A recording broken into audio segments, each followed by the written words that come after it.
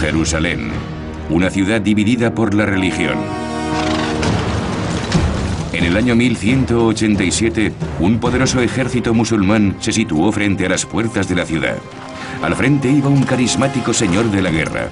Había iniciado una yihad, una guerra santa, para arrebatar a los cristianos el control de la ciudad. Los musulmanes no podían aceptar de ninguna manera otro resultado que no fuera la recuperación de Jerusalén.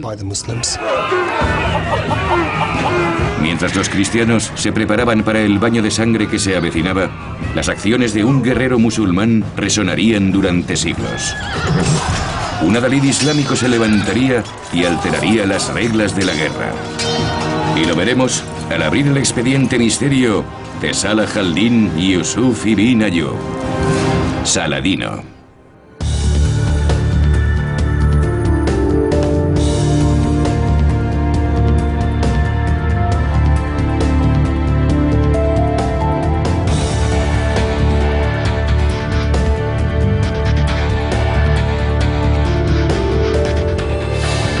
Expediente Misterio, Saladino. El Cairo, 1167. Un noble joven musulmán cumplía en Egipto una misión militar. Se llamaba Salah al-Din y había sido enviado desde la capital siria de Damasco para apoyar al débil régimen egipcio contra la amenaza de los cruzados europeos.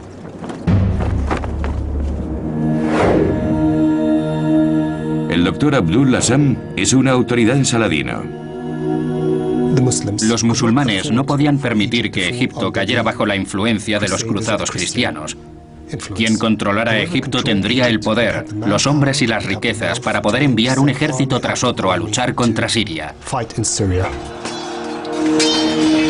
A la muerte del gobernante egipcio, el visir, Saladino actuó rápidamente para hacerse con el poder. El ascenso de Saladino al poder fue meteórico, y yo diría que en el momento en que Saladino se convirtió en visir de Egipto, era un desconocido. Durante las 2 décadas siguientes, Saladino construyó un imperio cuya capital era la capital de Siria, Damasco, que se extendía desde Trípoli al norte de África y por todo Oriente Medio hasta el Éufrates, lo que ahora es Irak. Pero no solo confiaba en la espada para unificar los pueblos conquistados. Saladino era un hombre muy firme en sus creencias religiosas. Y eso era lo que le mantenía en el poder: su compasión, su caridad, su generosidad, su fortaleza y su paciencia. Saladino, devoto musulmán sunita, construyó por todo el imperio escuelas religiosas llamadas madrasas. Las madrasas eran fundamentalmente escuelas de leyes. La fuerza de la madrasa residía en que creaba un punto de vista islámico uniforme, creaba una red social, creaba fuertes vínculos de amistad, de conocimiento, de correspondencia. También había gente no musulmana que vivía en paz bajo el gobierno de Saladino, judíos y cristianos orientales. Pero también había huéspedes no deseados. Los cruzados de Europa ocupaban Jerusalén e instalaban destacamentos por toda Tierra Santa. Carol Hillenbrand es profesora emérita de estudios islámicos en la Universidad de Edimburgo. Jerusalén era la tercera ciudad santa del Islam, después de la Meca y Medina. Y allí hay 2 monumentos sagrados: la cúpula de la roca y la mezquita de Aqsa. Pero Jerusalén también era sagrada para los cristianos, el lugar donde Cristo fue crucificado y resucitó. Los cruzados dominaban la ciudad desde el año 1099, casi medio siglo desde que el Papa Urbano II les ordenó acabar con 400 años de ocupación musulmana y que mataran indiscriminadamente a musulmanes, judíos y cristianos no católicos. Los musulmanes fueron cogidos por sorpresa. No tenían idea de quién era su enemigo. No entendían la naturaleza del enemigo. Ni estaban en posición de responder por falta de unión entre ellos. Hasta entonces, Saladino no había presentado una resistencia efectiva por parte de los musulmanes frente a los cruzados. Finalmente, la indignación comenzó a extenderse desde sus escuelas religiosas, las madrasas. La respuesta a lo que estaba sucediendo y a lo que iba a suceder en Jerusalén vino de los eruditos religiosos. Fueron los únicos que enseguida entendieron las implicaciones, que los cruzados venían a asentarse y a crear su reino en el centro del mundo musulmán. Al encontrar una mínima oposición de los musulmanes, los cruzados crearon en Tierra Santa lo que llamaron el Reino de Jerusalén. Entre las filas cristianas había dos fervorosas órdenes guerreras, conocidas como los Caballeros Templarios y los Caballeros Hospitalarios. Para Saladino, eran el enemigo supremo. Los hospitalarios y los templarios se guiaban por la idea de los cruzados de no mostrar clemencia hacia los musulmanes. Y ese sentimiento era recíproco en el bando de Saladino. En 1187, Saladino solo tenía un objetivo. Político astuto al mismo tiempo que soldado, declaró una yihad para recuperar Jerusalén. Una guerra santa que uniría a los pueblos y los ejércitos musulmanes de las tierras sometidas contra un enemigo común. La única manera de que estos ejércitos lucharan juntos era en una yihad, para que los ejércitos se uniesen bajo un solo propósito, con un único líder. Había que legitimar esa guerra santa. Saladino partió de Damasco hacia Jerusalén al mando de un ejército de 30.000 hombres. Se jactaba de que el polvo que levantaban oscurecía el sol. Había recitadores del Corán, jueces religiosos y un fuerte sentimiento de guerra religiosa. Un sentimiento que había enraizado en el corazón de los musulmanes desde los primeros tiempos de las cruzadas. Saladino tenía a su lado a un experto en la ley de la Sharia islámica para que le aconsejara sobre las reglas de la guerra. Se llamaba Ibn Shaddad y escribió un relato de la vida de Saladino que aún consultan los eruditos de hoy. Un manuscrito original se conserva aquí, en la mezquita de Aqsa, Jerusalén.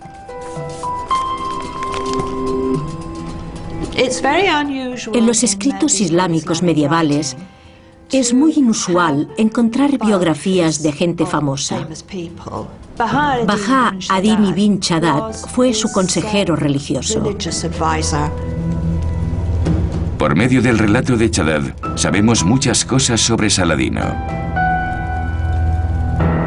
En julio de 1187, Saladino llegó al mar de Galilea, rodeando los destacamentos cristianos de Tiberíades.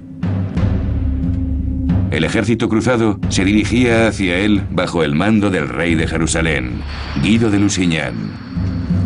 Para expresar el apoyo de Dios, los cristianos llevan un fragmento de la Vera Cruz. Rafael Luis es arqueólogo de campos de batalla de la Universidad de Haifa.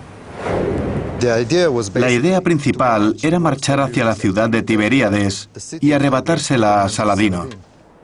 Pero Saladino les había preparado una trampa. Conocedor del paisaje que la rodeaba, lo usó en su beneficio. Había ocupado y controlaba todas las fuentes principales de agua de la región de Galilea.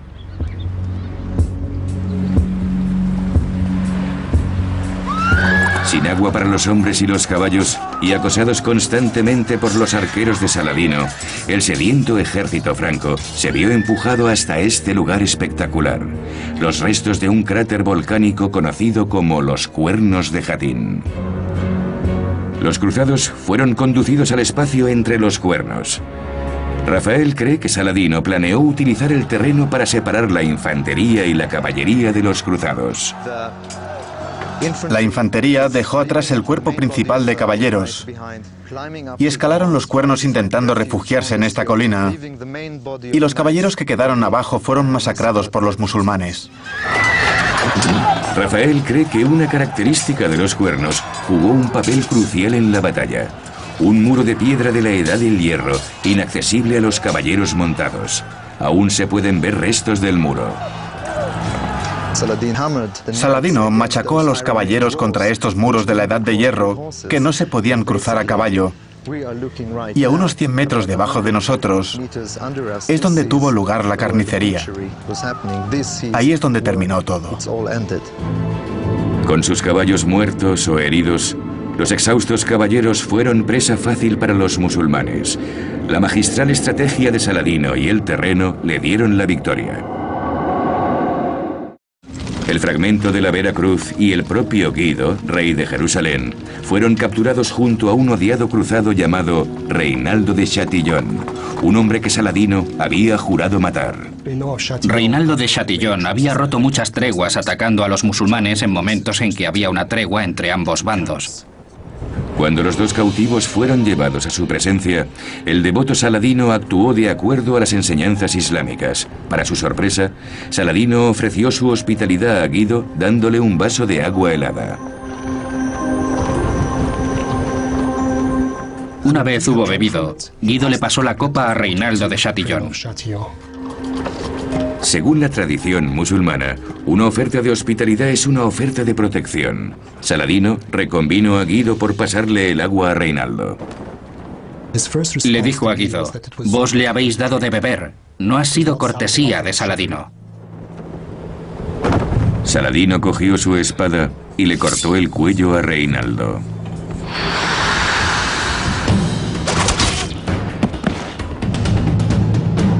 Pero tuvo clemencia del aterrorizado Guido.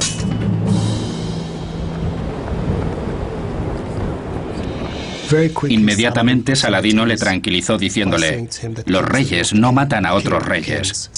Saladino trató a Guido con los honores que merecía como rey. 230 odiados templarios y hospitalarios fueron entregados a los clérigos musulmanes. De nuevo Saladino actuó de acuerdo a las reglas islámicas de guerra.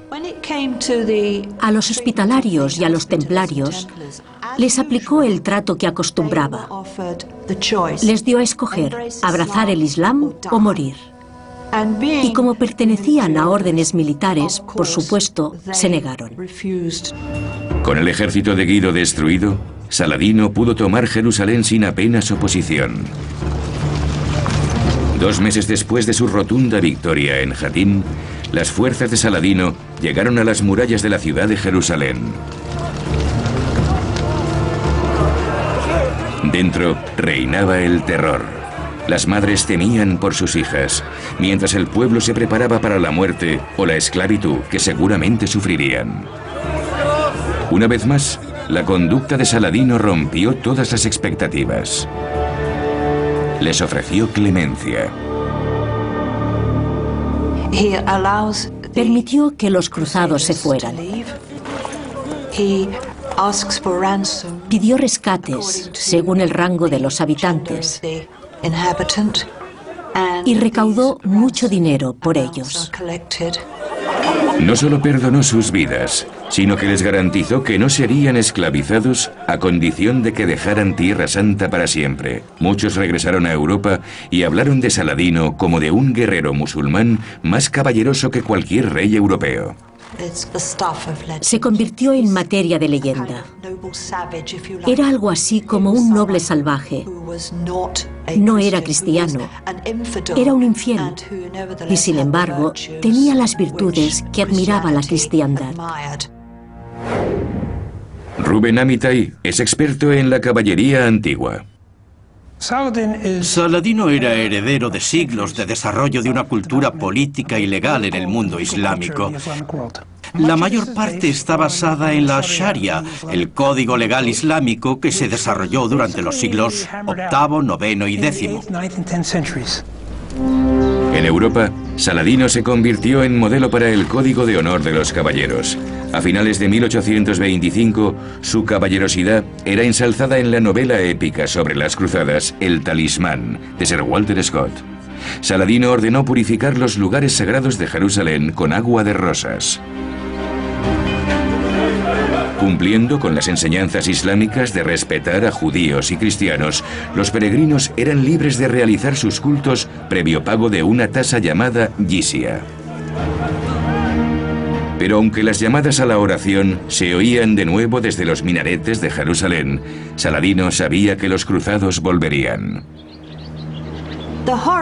Para los cristianos occidentales, el horror de un suceso tan terrible fue simbolizado por la muerte del Papa de la época, que supuestamente murió de pena poco después. Cuando asumió el poder, el nuevo Papa inició otra cruzada para recuperar Jerusalén. El rey Ricardo I de Inglaterra respondió a la llamada del nuevo Papa, Gregorio VIII.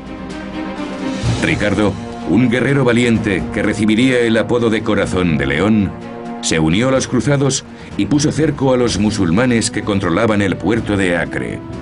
Pero los sitiadores acabaron siendo sitiados por Saladino. Muchos cristianos habían roto la promesa que habían hecho a Saladino de abandonar Tierra Santa para siempre. En el campamento había muchos enfermos. Era un lugar infecto. Era evidente que los cruzados no tenían las mismas costumbres higiénicas que los musulmanes. El propio Ricardo enfermó enseguida. De nuevo, Saladino confundió a los cristianos por su misericordia. Enterado de la enfermedad de Ricardo, le envió fruta y agua.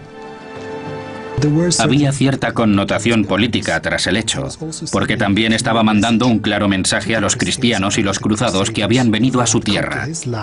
Él tenía el control de la situación. A estas alturas, en el campamento del rey Ricardo circulaban relatos sobre la caballerosidad de Saladino.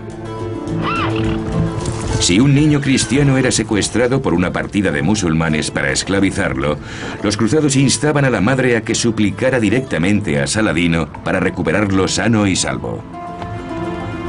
Y por supuesto iba a ver a Saladino. Él ordenaba que se buscara al niño y que fuera devuelto a su madre.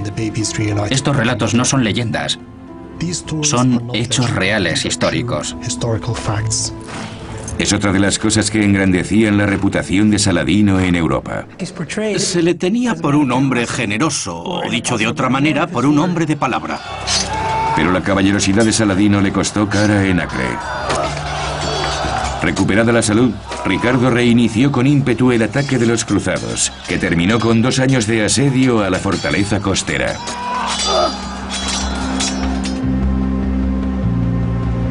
Hizo prisioneros a 3.000 musulmanes y propuso a Saladino los términos para su liberación, que incluían el pago de un rescate y la devolución de la Vera Cruz. Creyendo que Ricardo sería compasivo con los cautivos, alargó las negociaciones para mantenerlo en Acre. Ricardo se dio cuenta de que en realidad era Saladino quien lo retenía en Acre, aunque él tuviera prisioneros a 3.000 de los suyos. Lo que sucedió fue tremendamente dramático. Sacó a los 3.000 prisioneros musulmanes y los masacró en los campos que rodeaban Acre. 13 días después de que Ricardo saliera de Acre, las dos fuerzas se enfrentaron en una gran batalla en el bosque de Arsuf, al norte de Jaffa. Como de costumbre, Ricardo tomaba parte en la batalla.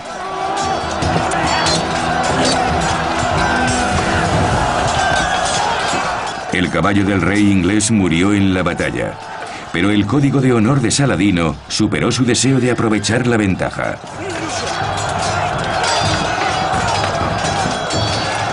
A pesar de las atrocidades cometidas por los cruzados en Acre, Saladino envió a Ricardo no una, sino 2 monturas de recambio, un acto que condujo a la aplastante derrota de Saladino.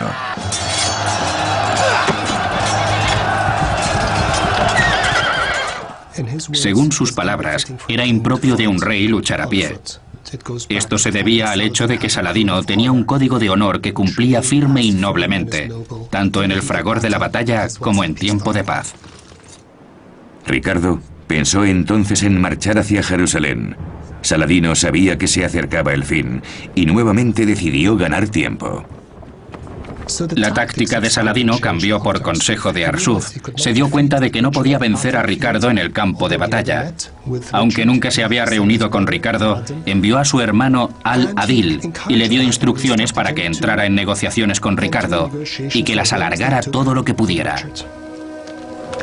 Mientras Al-Adil entretenía a Ricardo, Saladino se preparó para lo peor. Saladino se retiró a Jerusalén y fortificó la ciudad. Y entonces empezó a esperar la respuesta que diera Ricardo. A pesar de los esfuerzos de Aladil para entretenerle, la presión hizo que Ricardo actuara. En Inglaterra, su hermano Juan amenazaba su trono. Ricardo empezó a avanzar y llegó al norte de Jerusalén listo para atacar. Saladino se preparó para enfrentarse a su enemigo. En aquella época, Jerusalén se había convertido en el símbolo de todo lo que deseaba Saladino. Reunió a sus leales lugartenientes, aquellos que le habían servido durante años, y les dijo de una manera clara y sencilla que debían luchar hasta la muerte. Ricardo sitió Jerusalén, pero Corazón de León sabía que no tenía los hombres suficientes para tomar y mantenerse en la ciudad. Nos lo explica el profesor de arqueología, Simon Gibson. Se dio cuenta de que no podía capturar Jerusalén. No conocía los alrededores de la ciudad. Hay un famoso relato que lo describe levantando su escudo y diciendo: no quiero mirar hacia Jerusalén porque no puedo arrebatar la ciudad a los musulmanes. Y entonces se retiró. Ricardo entendió que debía negociar una tregua con Saladino por medio de Aladil. Los términos del Tratado de Jaffa de 1192 eran que la Vera Cruz debía ser devuelta a los cruzados y que a los peregrinos cristianos y musulmanes se les permitiría visitar Jerusalén para rendir culto a sus santuarios. Ricardo abandonó Tierra Santa y regresó a Inglaterra muchos meses después tras un arduo viaje. Desgastado por el conflicto, Saladino se retiró a Damasco, donde murió en marzo de 1193, renunciando a más derramamientos de sangre. La noble conducta de Saladino, fundada en la fe islámica, se extendió por todo el orbe.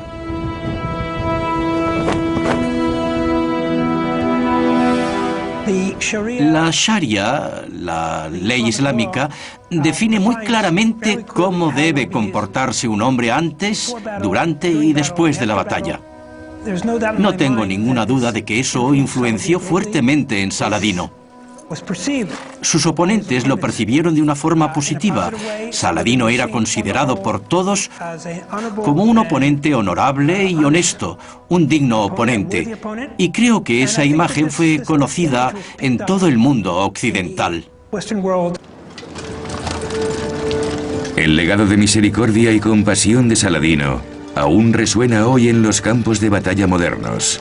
Él inspiró el código medieval de la caballería europea. Algunos creen que su influencia en el concepto internacional de las reglas de guerra, como la Convención de Ginebra, aún persiste. Y son reglas no solo dictadas por los cristianos, sino por Saladino y el Islam.